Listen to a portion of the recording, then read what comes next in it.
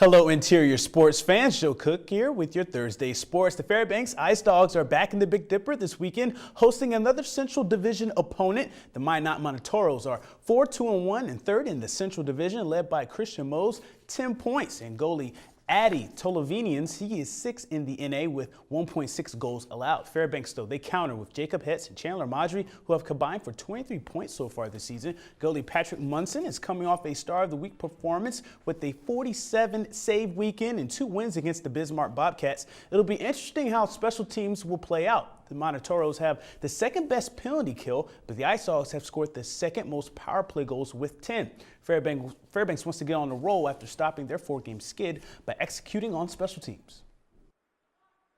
We've been working on special teams a little bit here and there.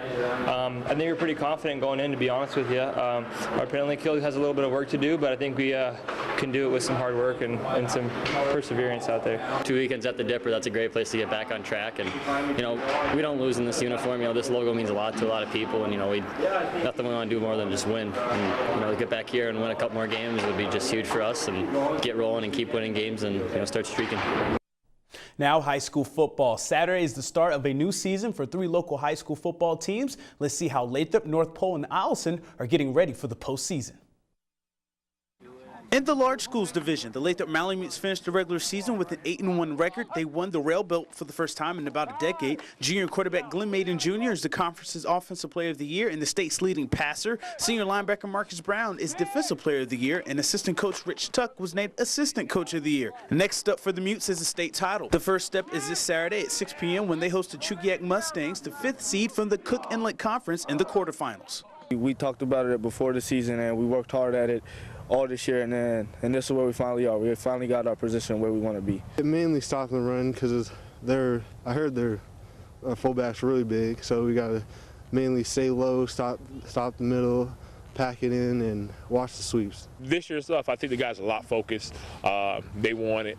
They want to go to that state championship and this is just one of the hurdles, so we got to get over. The North Pole Patriots will rep the interior in the medium school semifinals. The Pats come in with a 5-3 record in the Southeastern Conference crown. They will face the Kenai Cardinals on Saturday at 4 p.m. at Diamond High School. The winner gets either Soldotna or Juneau. North Pole's putting up 33 points per game, but linebacker Nick Rice thinks the defense is coming together at the right time. Calling out, more talking on the field, you know, getting real good communication, getting all that stuff that we really need to get together to, you know, defeat the opponents we need. When we're on the top of our game, there's like so many players on the field that you can't really like just cover one person.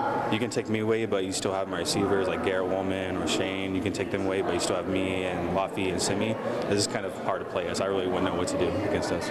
And last but not least, the undefeated Eielson Ravens. Eielson went a perfect 7-0 this season and can't afford to miss a step now. Standout senior running back Anthony Griffith is the leading rusher in the state regardless of level and will get his share of carries for sure. But he's not the only weapon. Caleb Dunlap has gone over 100 yards a few times this season, and the Ravens defense has a couple of interceptions for touchdowns as well. The Ravens beat the Barrow Whalers 61-14 in the regular season finale. It will be a rematch at 1 o'clock on Buck Nystrom Field this Saturday in the small school semifinal. The winner will face Nikiski or Seward. Coaches is just definitely telling us this week not to overlook them and not to expect anything less than, you know, a great effort from them. I feel this year we're a little bit more focused and dialed in on what we're doing. And yeah, we also have new players, and we're working on pushing people into those positions that they're new to. It means a lot to me. I would love to keep going undefeated, and more than anything. It's a lot different in the playoffs because you lose one and you're done. So it's not quite the main goal that we're trying to hit, which is a state championship. So it's a great accomplishment, but then we really have to put that to the side and focus on the main goal.